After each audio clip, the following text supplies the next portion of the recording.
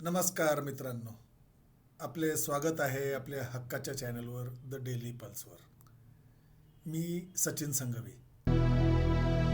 रघुपति राघव राजा राम पतित पावन सीताराम. सर्वात आधी गोडसे मुर्दाबाद, गोडसेवादी मुर्दाबाद व महात्मा गांधी जिंदाबाद, त्यांचे विचार जिंदाबाद. महात्मा गांधी यांना श्रद्धासुमन अर्पण करतो. तर मित्रांनो, आजचा विषय आहे गांधींनी सामाजिक न्यायासाठी मनोभूमी कशी तयार केली. चंद्रकांत झटाले अकोला यांचे मजबूती का नाम महात्मा गांधी या गाजलेल्या पुस्तकाचे ते लेखक आहेत. त्यांचा संदर्भ घेऊन मी आजचा व्हिडिओ बनवत आहे. महात्मा गांधींनी हा देश कसा घडवला, त्यासाठी नेमके काय केले. गांधींची तर जानेवारी 1948 मध्येच हत्या झाली होती. संविधान लिहून पूर्ण झालं 1950 मध्ये.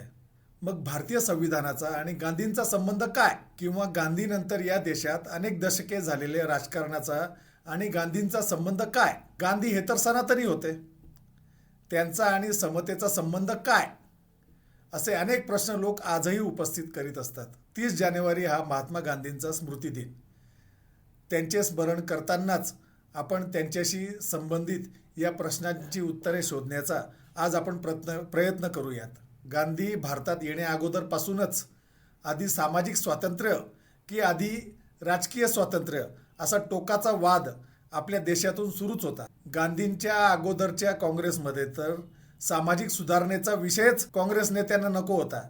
या सामाजिक सुधारणेच्या विरोधाची तीव्रता इतकी होती की काँग्रेसच्या राजकीय व्यासपीठाला कोणत्याही प्रकारे सामाजिक प्रश्नांचा विटाळ नको आणि तसे झाल्यास काँग्रेसच्या अधिवेशनाचे व्यासपीठच पेटवून देऊ, इतकी प्रखर विरोधी भावना सामाजिक सुधारणांच्या बाबतीत खुद्द काँग्रेस पक्षातच होती. इतक्या तीव्र विरोधानंतर सुद्धा गांधींनी नागपूरच्या सन 1920च्या काँग्रेस अधिवेशनात अस्पृश्यता निवारणाचा ठराव स्वतः मांडला. त्यावेळी दलितांनी बौद्ध धर्मात प्रवेश घेतलेला सुद्धा नव्हता. ते सर्व हिंदूच होते आणि देशातील बहुतांश हिंदू समाज हा गांधींसोबतच होता. हिंदूंमधील स्पृश्य अस्पृश्य हा भेद त्यांना मिटवायचा होता आणि त्यासाठी त्यांनी आयुष्यभर प्रामाणिक प्रयत्न केले. पण त्यांच्या अशा प्रयत्नांची माहिती हेतुपुरस्सरपणे लपवली जाते किंवा तिचे अवमूल्यन केले जाते. अस्पृश्यता ही धर्माने मान्य केलेली बाब नाही, तर ती सैतानाची करामत आहे. सैतानाचे नेहमीच धर्मग्रंथांचा आधार घेतला आहे, असे गांधी धर्माधारित अस्पृश्यतेबद्दल म्हणत. अस्पृश्यता हा हिंदू धर्माचा भाग नाही आणि जर तसे असेल तर मग असा हिंदू धर्म मला नको. मी हिंदू धर्मावर प्राणापेक्षाही अधिक प्रेम करीत असल्याने मला या अस्पृश्यतेच्या कलंकाचा भार असह्य होऊ लागला आहे. तसेच शूद्रांना वेद शिकवण्याबाबत मनाई करणे मला स्वतःला कधीच मान्य होणार नाही. ज्ञान म्हणजे एका वर्गाची वा वर्णाची मिरासदारी वा हक्क नव्हे, हे वाक्यही गांधींचेच आहे. अस्पृश्यतेवर टीका करताना गांधी दिनांक 2 ऑक्टोबर 1921च्या यंग इंडियामध्ये लिहितात की अस्पृश्यतेला सैतानाचा खेळ म्हणत असताना मला जराही संकोच वाटत नाही. श्री के.एन. प्रभू व यू.आर. राव यांनी आपल्या माइंड ऑफ महात्मा गांधी या पुस्तकात गांधींचे अस्पृश्यतेविरोधातील तीव्र शब्दातील वक्तव्य दिले आहे. मला वाटते की अस्पृश्यता जिवंत राहिल्यापेक्षा हिंदू धर्मानेच मरून जावे.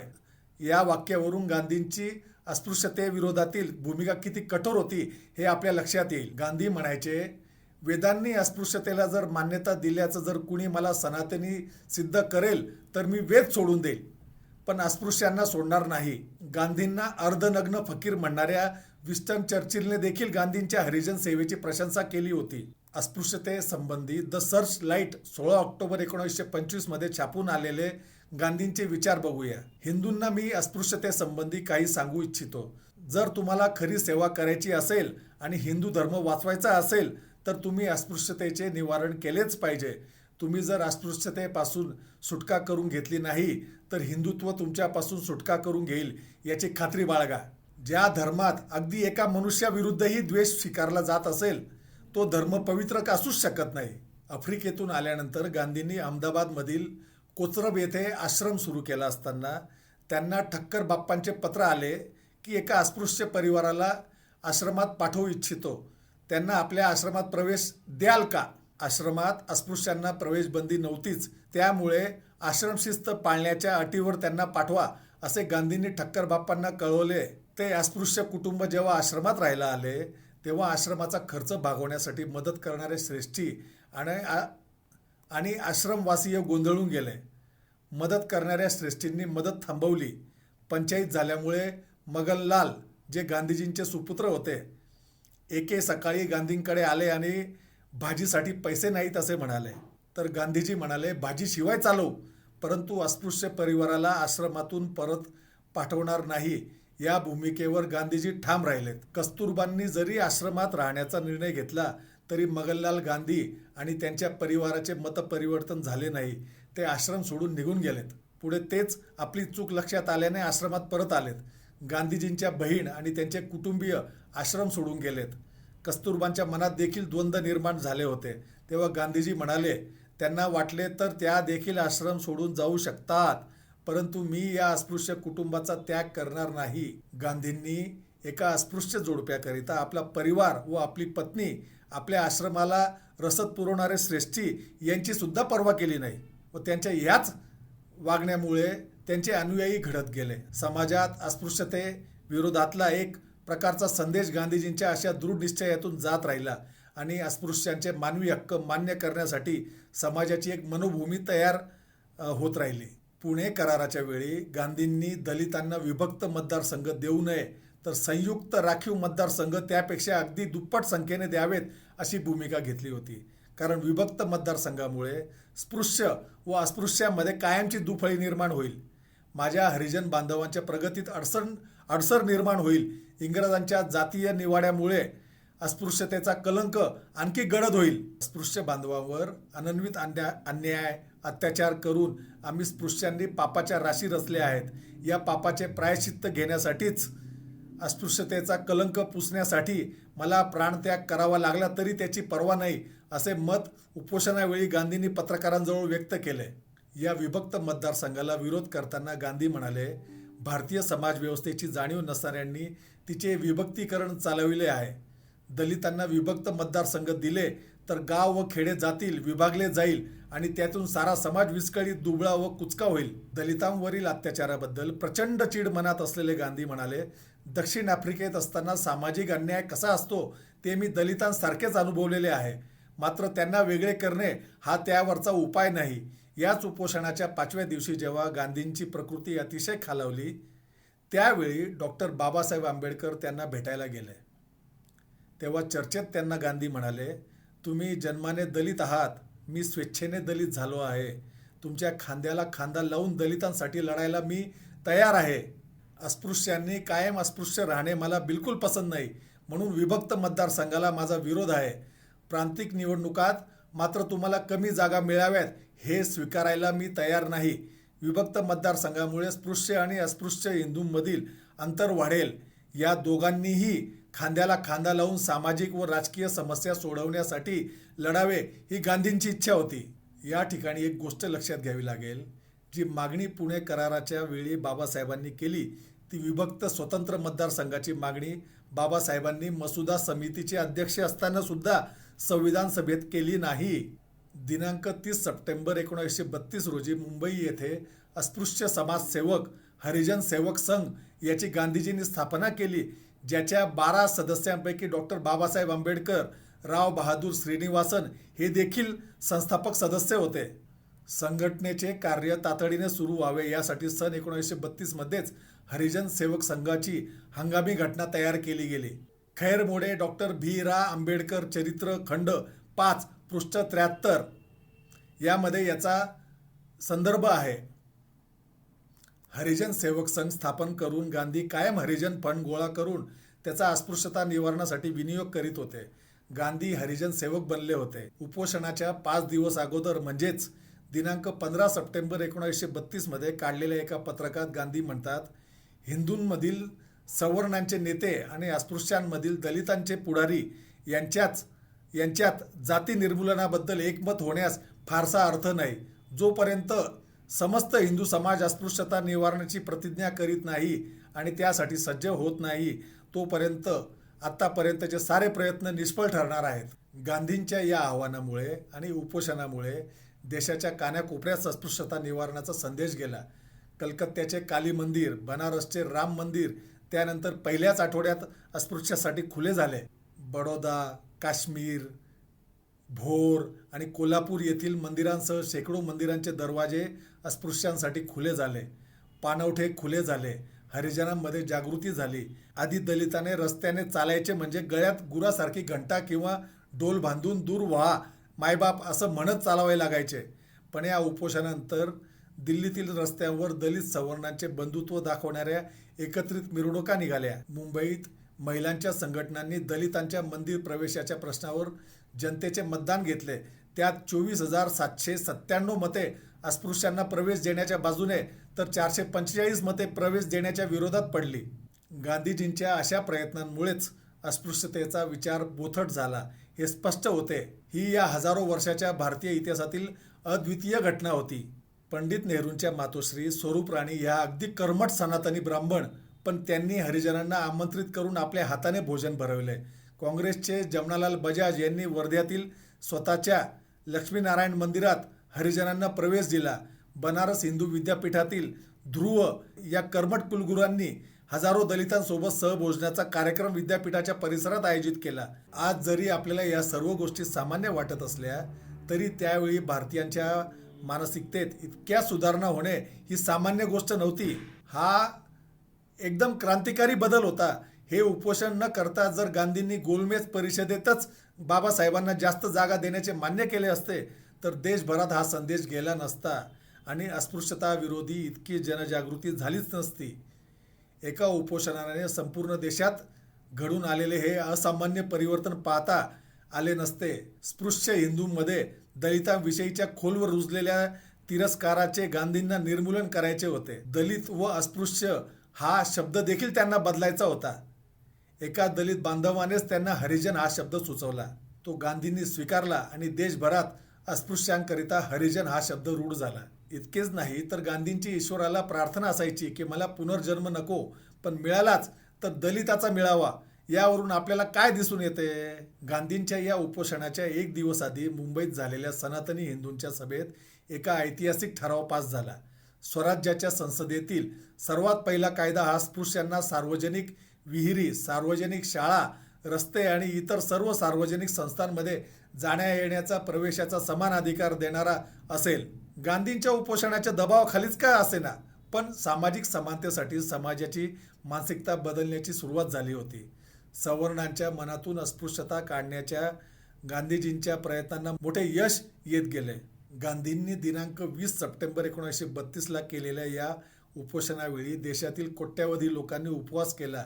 संपूर्ण देशातून त्यांच्यासाठी प्रार्थना केल्या गेल्या. त्यावेळी रवींद्रनाथ टागोर म्हणाले, प्रत्येक देशाचा एक स्वतंत्र भूगोल असतो, त्यात अस्तिक्याचा वास असतो, त्यावर भौतिक सत्ता चालत नाही, मात्र थोरांचे महात्म्य त्यावर राज्य करीत असते. गांधींनी सुरू केलेले उपोषण हा तसाच संदेश आहे. कोणताही सुसंस्कृत देश अस्पृश्यतेसारखे मालिन्य वाहून नेत नाही. तो माणुसकीचा अपमान आहे. हा पुणे करार दरम्यान गांधीजींनी केलेल्या उपोषणाचा आणि ठरावाचा परिणाम होता. येरवडा जेलमध्ये गांधींसोबत असलेले सरदार पटेल गांधींना म्हणाले होते की दोन्ही बाजूंना भांडू द्या. परंपरावादी आणि आंबेडकरांचे अनुयायी यांच्यात गांधींनी मध्ये पडू नये.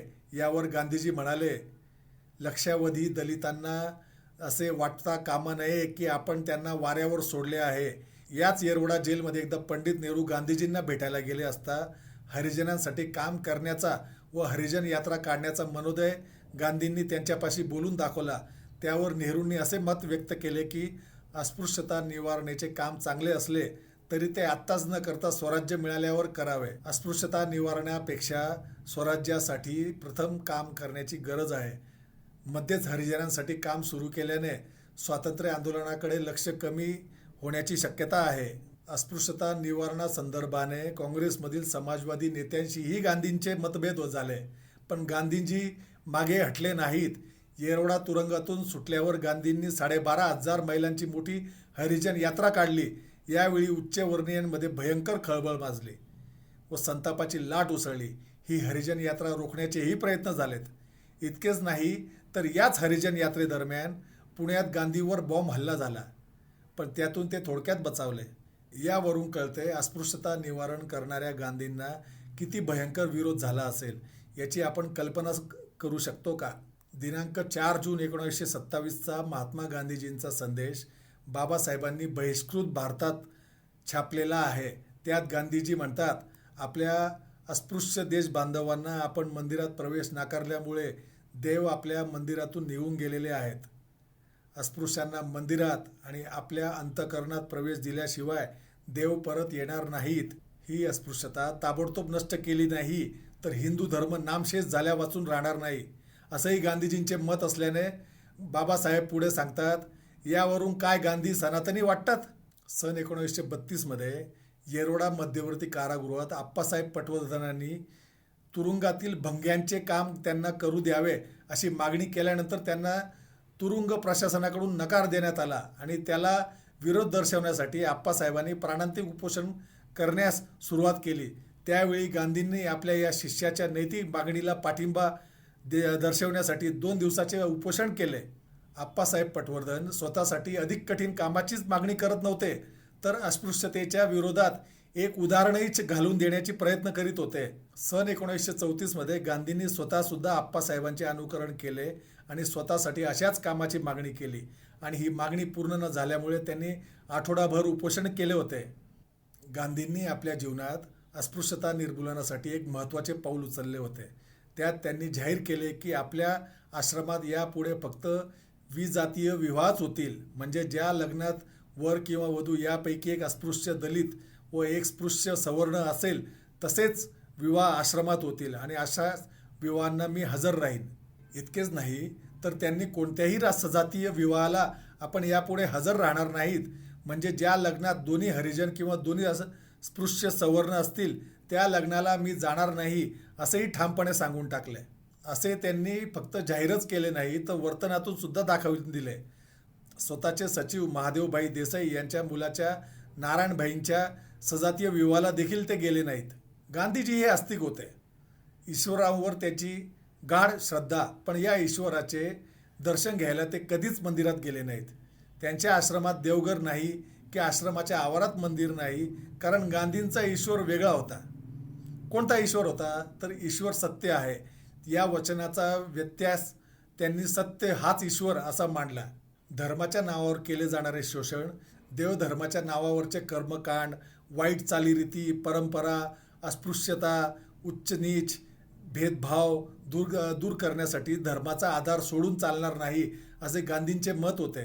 जसे तुकारामांनी धर्मावर त्यांच्या नावाने चालणाऱ्या डोंगबाजीवर किती कठोर प्रहार केले असतील, पण त्यांनी कधी विठ्ठल सोडला नाही. तुमच्या देवावर काय कुत्रेही टांग करून मुततात, इतकी कठोर भाषा गाडगेबाबांनी वापरली असेल, पण त्यांनी कधी गोपाला सोडलं नाही. तसेच गांधींनी वाईट परंपरा तोडण्याकरिता, अस्पृश्यता निवारणाकरिता, लोकांना जोडण्याकरिता, माणुसकीच्या प्रचार प्रसाराकरिता धर्माचा आधार मात्र घट्टपणे धरून ठेवला. गांधींनी कर्मसंकर घडवला, म्हणजे गांधींनी जो चातुर्वर्ण्य सुरुवातीला मानला होता तो सुद्धा कर्मावर आधारित होता, जाती धर्मावर नाही. भंगी काम, मेलेल्या ढोरांची कातडी सोलणे ही कामे शूद्रांची, पण गांधींनी ही कामे सवर्णांनाही करायला लावली. ही सगळी कामे गांधींच्या सांगण्यावरून ब्राह्मणांनीही केली. अस्पृश्यता निवारणाच्या किंवा श्रमप्रतिष्ठेच्या नावाखाली असो, गांधींनी असली हलक्या दर्जाची समजली जाणारी कामे हलक्या जातींनी करावयाची कामे वरच्या जातीच्या लोकांनी करायला सवर्णांची मनोभूमी तयार केली, आणि ते सुद्धा आजपासून 90 ते 100 वर्षापूर्वी. त्यासाठी त्यांनी अनेक सवर्णांना प्रेरणा दिली. याचे उदाहरण द्यायचे झाले तर कोकणातील आप्पासाहेब पटवर्धन हे शुद्ध चित्तपावन ब्राह्मण. त्यांनी आयुष्यभर गांधींच्या सांगण्यावरून भंगीकाम व चांभारकाम केले. आप्पासाहेब पटवर्धनांसारखी असंख्य उदाहरणे आहेत की जिथे गांधींच्या सांगण्यावरून समाजात कर्मसंकर घडून येत होता. आपल्या लक्षात येईल की गांधींनी या देशातील मातीत समतेची बीजे पेरण्याची सुरुवात अनेक वर्षाआधीच केली होती. गांधींच्या या अशा शिकवणीतून त्यांच्यासोबत असलेले स्वातंत्र्य लढ्यातील सर्व सेनानी आणि काँग्रेसचे पदाधिकारी कार्यकर्ते घडत होते. या सर्वांच्या मनात गांधींनी आपल्या आचरणाच्या माध्यमातून सामाजिक न्याय, समता आणि बंधुतेची बीजे रोवली होती. गांधींच्या तालमीत तयार झालेल्या सर्वच नेत्यांवर नैतिकतेचे असे संस्कार झाले होते. त्यांच्या माध्यमातून सामान्य सामाजिक कार्यकर्ते आणि स्वातंत्र्य सैनिकांमध्ये हे संस्कार झिरपले होते. त्यातून एक सामाजिक संस्कृती निर्माण झाली होती. समाज घडवण्याची ही गांधीजींची दूरदृष्टी होती. आपल्या तत्वांसाठी आणि सत्यासाठी कुणाशीही संघर्ष करण्याची त्यांची तयारी होती. धर्मनिरपेक्षता त्यांच्या अंगी बाणविण्यात गांधी यशस्वी झाले होते. या सर्व गोष्टींचा फायदा संविधान सभेत संविधान पारित करताना झाला. कसा झाला तो बघूयात. घटना परिषदेवर सन 1946 मध्ये बाबासाहेब पहिल्यांदा बंगालच्या ज्या मतदारसंघातून निवडून आले होते तो जैसोर खुलना मतदारसंघ भारताच्या फाळणीमुळे पूर्व पाकिस्तानात आताच्या बांगलादेशात गेल्याने जुलै 1947ला बाबासाहेबांचे घटना परिषदेवरील सदस्यत्व संपुष्टात आले होते. बाबासाहेबांचा मतदारसंघ काँग्रेसच्या नेत्यांनी मुद्दामच पाकिस्तानात घातला असा धादांत खोटा आरोप काही लोक करतात. फाळणी करणारे इंग्रज अधिकारी रेडक्लिफ यांनी त्यांच्या मनाप्रमाणे देशाचे 2 तुकडे केले. त्यात गांधीजी किंवा काँग्रेसला हस्तक्षेपाचा अधिकारच नव्हता.